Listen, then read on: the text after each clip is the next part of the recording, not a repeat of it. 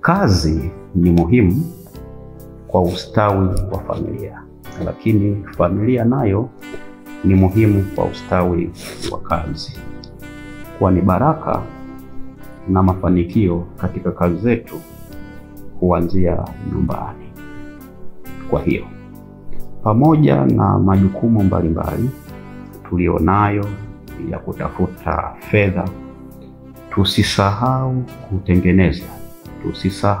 kutengeneza muda wa kuwa na familia zetu ili kuongeza thamani yetu. Najua muda usipoutengeneza hauwezi kuja. Lazima uwe na dhamira ya kutengeneza, utaupata. Tusisahau jambo hili, ni muhimu.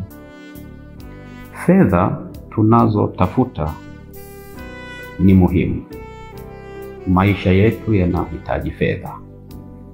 Lakini ni muhimu tutambue kwamba fedha tunazozitafuta ni muhimu zilete furaha nyumbani, zilete furaha katika familia, zisilete upweke